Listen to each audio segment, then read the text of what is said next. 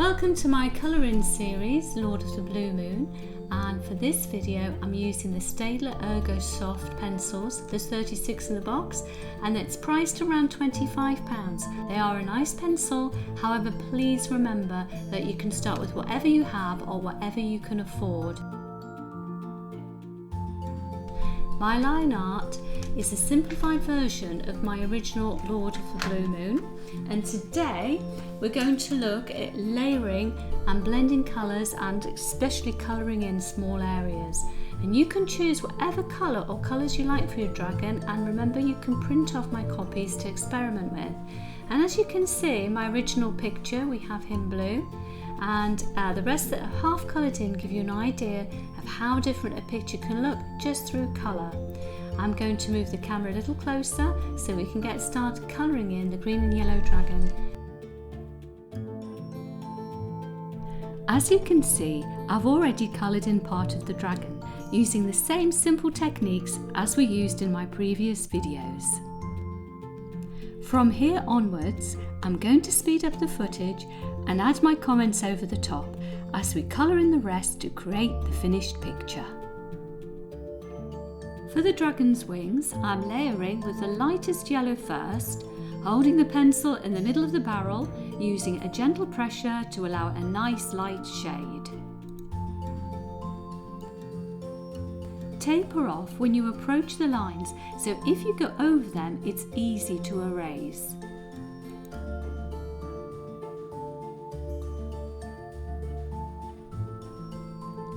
Use a clean cloth or sheet of paper to help prevent smudging from your previous colouring in.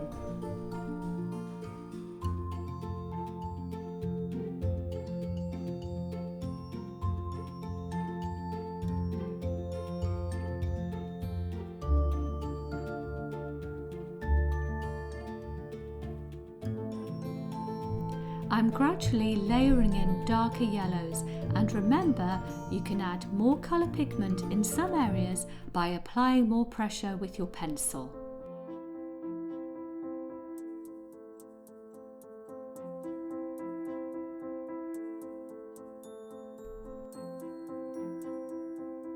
It's up to you to explore different colour combinations with your line art, as every dragon will have its very own unique markings and colours. For this one, I've decided to contrast the yellows with some greens, which help give some extra depth to the wings and add that reptilian or serpentine feel.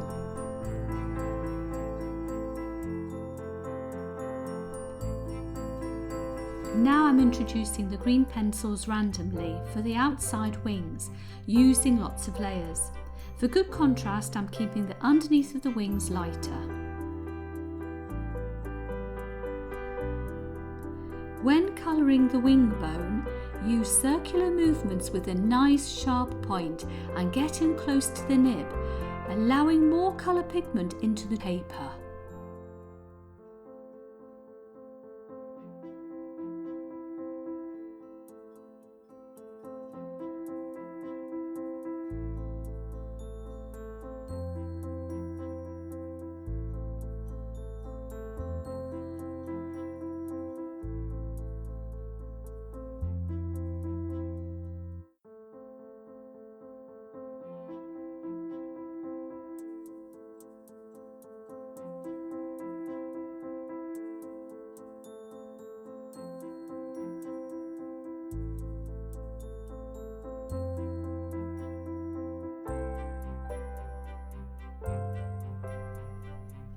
Remember, you can move your picture around for hand comfort and to help with the direction of your colouring in.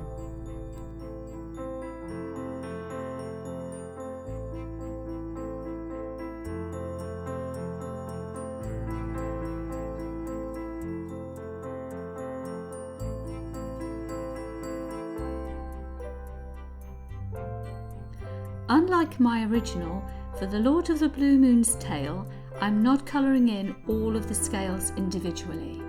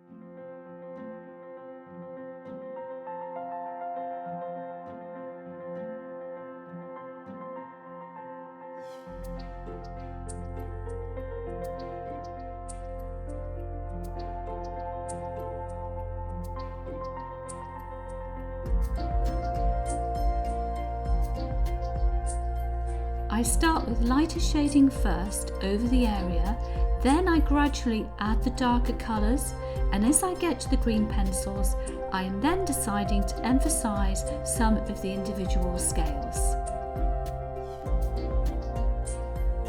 You can often add splodges and dashes of colour in less specific ways that can still trick the eye into thinking greater detail has been added.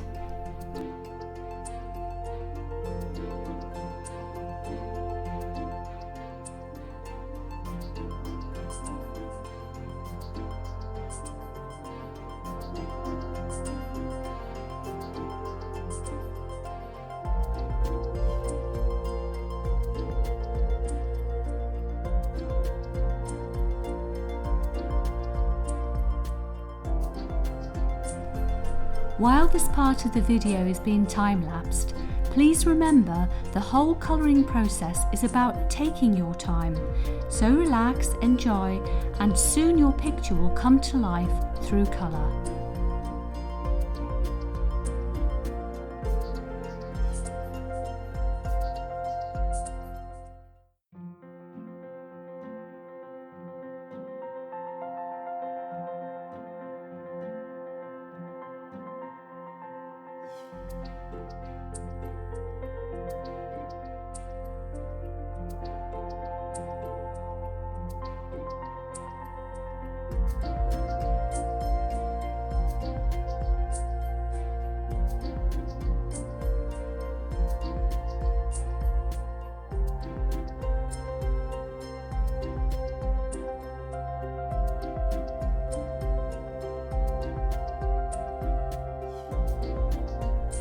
For the dragon's tail fins, I'm blending the yellow into green at the tips, keeping the pencil sharp and being careful by making small movements to keep within the lines.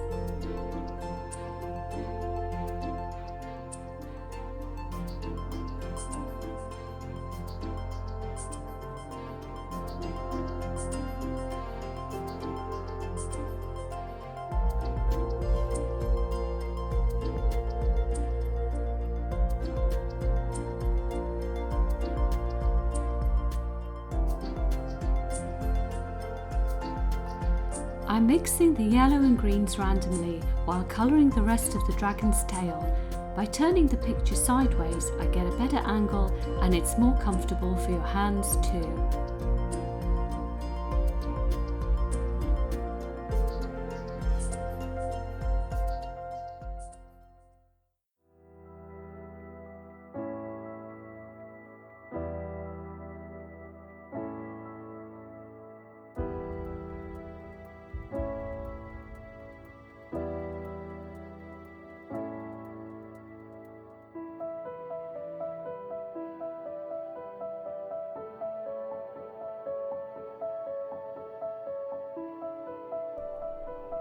Next, I'm selecting a mix of browns and oranges for the rock base. Here you have a nice area to experiment with. By using light, medium and heavy pressure with your coloured pencils enables you to vary the amount of colour applied. I'm adding many layers and colours, creating light and dark shades.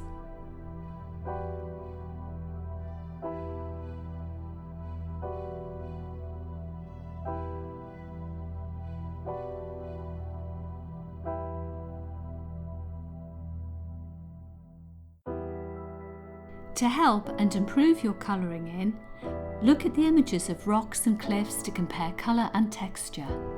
It's such good practice to use the endless source of pictures available to us online as a reference.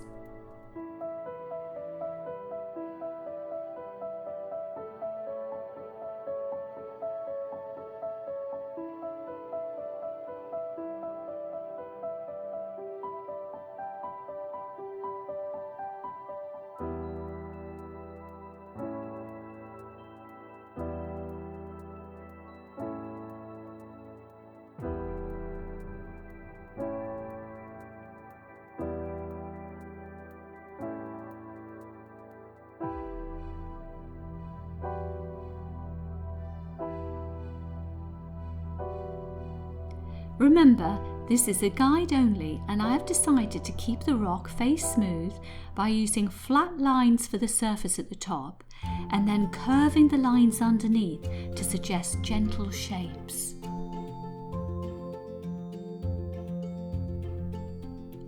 Adding more layers and using darker colours can give the impression of deeper crevices and shadow.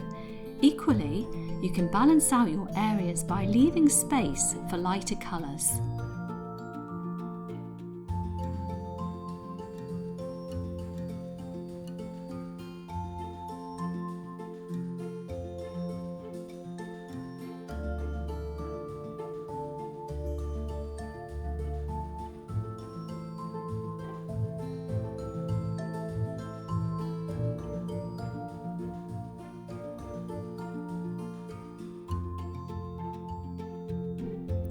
Rocks are by no means perfect and neat. Have fun making this interesting by varying tone, colour and pressure.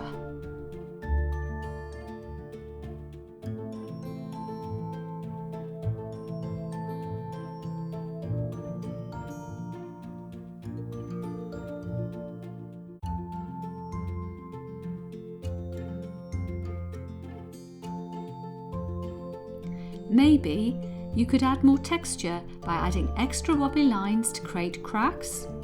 Or how about adding sharper angles with the pencil, curving in and then out, suggesting definite shape and jagged edges.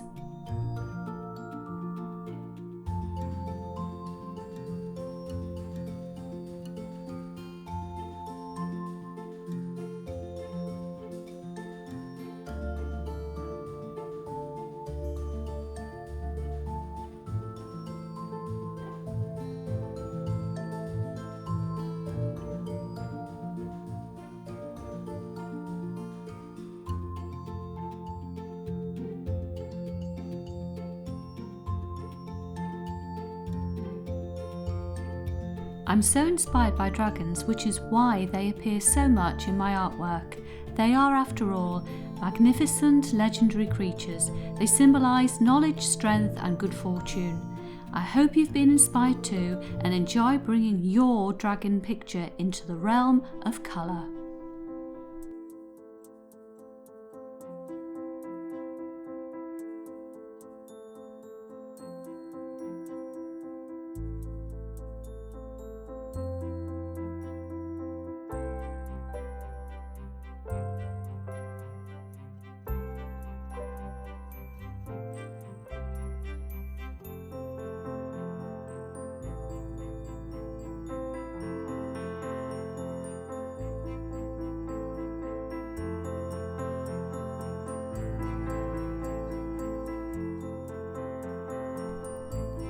Explore, enjoy, while helping raise your serotonin levels. Remember, you can print this out again and again and again and again and again.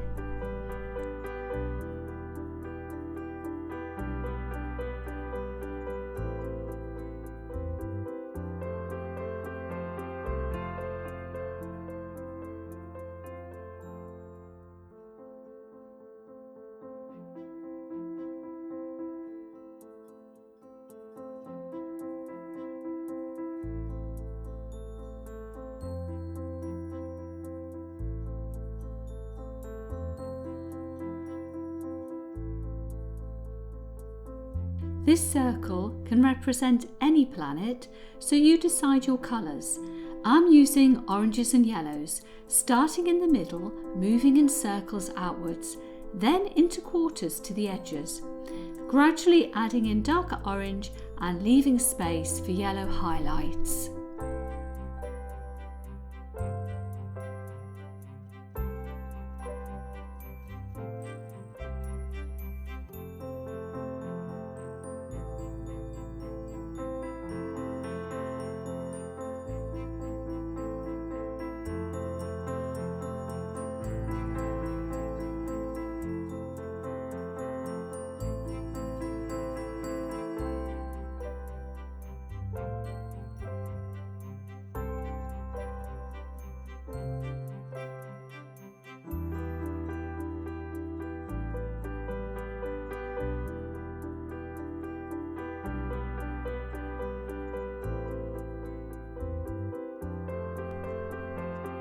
I've really enjoyed colouring this, and I hope you've enjoyed watching the video.